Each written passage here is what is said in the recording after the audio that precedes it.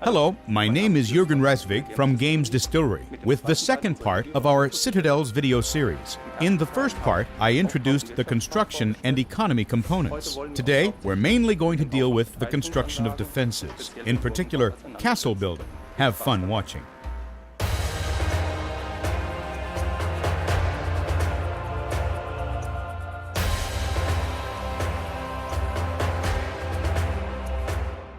After building my first settlement and getting a flourishing economy up and running, it's time to start thinking about defenses. Citadels is a strategy game, as I've said. It's clear that at some point in the game, I'm either going to be attacked or will have to attack an opponent myself. When it comes to defenses, we have an elaborate system of various defensive works, which I can piece together like a set of building blocks and turn my little settlement into a sizable castle. So now, let's start constructing our first defenses. I need to find a strategic place to build my first tower. Towers are the strategic points that I set, where I want my defenses to start from. These can be connected by walls or large gates, so that my workers can still get in and out. While my tower is still being built, I can carry on planning my defenses. I can now attach a gate to the placeholder for my tower and plan my defensive line.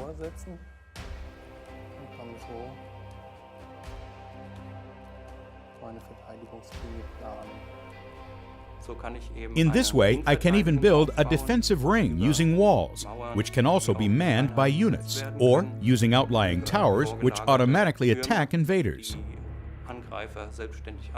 Here we can see the first gate has already been built, and I can now start connecting it with walls. Towers need to be assigned entrances, so that I can dispatch units to the walls later on. I can simply position them as I see fit. The biggest and most important defensive building is the castle itself, the castle building. This consists of a building with 4 towers, which automatically shoot in all directions to defend the castle.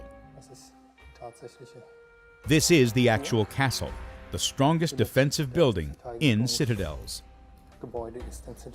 So my first defensive ring is now complete, and I can also attach my defensive works to any tower.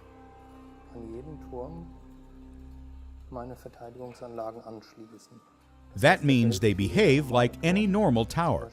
For example, I can now attach a stretch of wall to any of these towers, and in turn, attach a tower to this wall. So now I can see that my defenses are connected to my castle. And now, one very important feature is that I can, of course, send units up onto the walls. In this instance, I'm going to use 2 workers. Of course, this is really useful later on with archers who, with the benefit of the height advantage, are able to fend off attacking enemies nicely. As with production buildings, defensive structures can also be upgraded in 3 stages. Basic defenses are made completely of wooden palisades.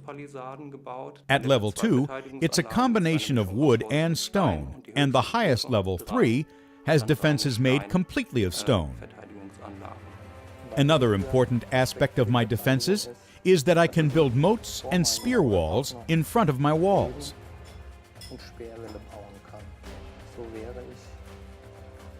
This allows me to stave off enemies before they even reach my walls.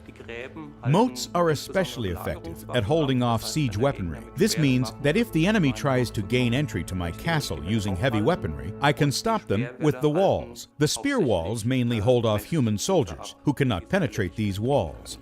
My defensive wall has now been completely upgraded to level 2. I can see here everything is made of wood and stone. And even the outlying defenses with spear walls and moats are ready. So the enemy is going to have a hard time conquering my castle.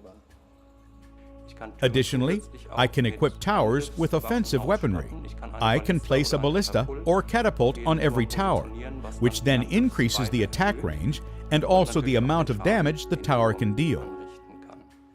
Now, I'm going to upgrade these walls and the castle again to the highest level, so that we can see how it looks when we reach the highest level. So now, my defenses have also been upgraded to the highest level, level 3. Everything is made of stone. I have ballistas and catapults on my towers.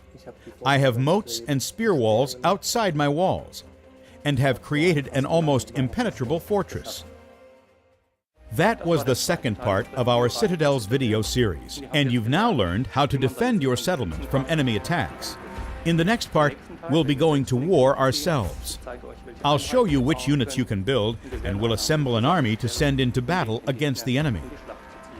It would be great if you tuned in again. See you next time.